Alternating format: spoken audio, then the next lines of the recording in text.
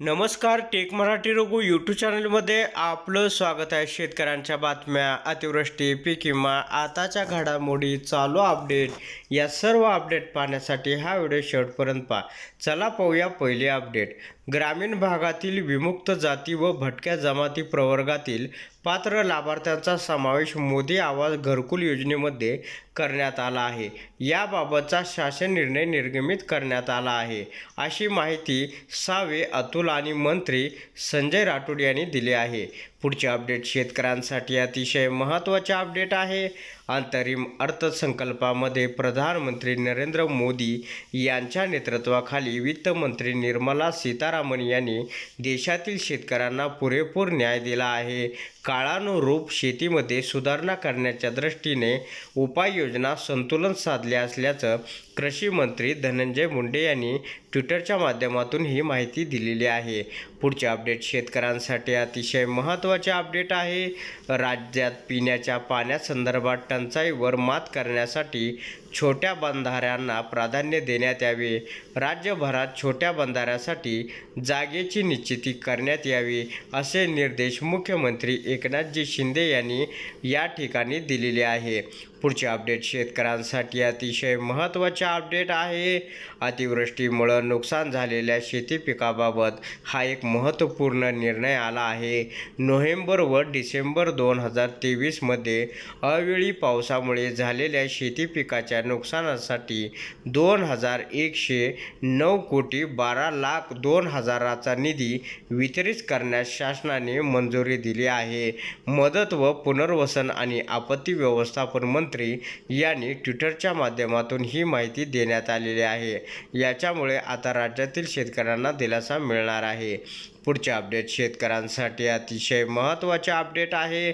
प्रधानमंत्री फसल विमा योजनेद्वारे सुमारे 4 कोटी शेतकऱ्यांना सुरक्षा कवच देखील प्रदान करण्यात आलं असल्याचं सांगण्यात आलं आहे।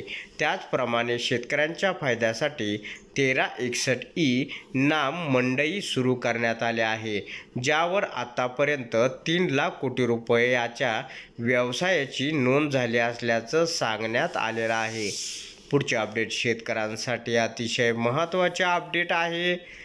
प्रधानमंत्री किसान सन्मान निधी योजना अत्यंत महत्त्वाची योजना आहे, ज्या अंतर्गत आतापर्यंत 11.80 कोटी शेतकऱ्यांना थेट लाभ मिळाला आहे आणि संपूर्ण पारदर्शकतेने मध्यस्थीशिवाय शेतकऱ्यांच्या बँक खात्यात सुमारे 2.81 लाख कोटी रुपये संपूर्ण पारदर्शकतेने जमा करण्यात आल्याची माहिती या ठिकाणी मिळाली आहे। इलेक्ट्रॉनिक नॅशनल ॲग्रिकल्चर मार्केटने 1361 मंडई एकत्रित केले आहे आणि 3 लाख कोटी रुपयाच्या व्यवसायासह 1.8 कोटी शेतकऱ्यांना दिलासा सुद्धा मिळाला आहे। पुढचे अपडेट शेतकऱ्यांसाठी अतिशय महत्त्वाचे अपडेट आहे। यशवंतराव चव्हाण महाराष्ट्र मुक्त विद्यापीठाच्या कृषी विज्ञान केंद्रामार्फत आदिवासी शेतकऱ्यांना मधुमक्षिका पालनाचे प्रशिक्षण देण्याबाबतचा प्रस्ताव तयार करण्याचे निर्देश या ठिकाणी देण्यात आलेले आहे। मधुमक्षिका पालन व्यवसाय प्रशिक्षणाबाबत आज मंत्रालयामध्ये बैठक सुद्धा झालेली आहे। मधुमक्षिका पाळण्यासाठी अनुदान सुद्धा दिले जाते। हे अपडेट शेतकऱ्यांसाठी अतिशय महत्त्वाचे अपडेट आहे।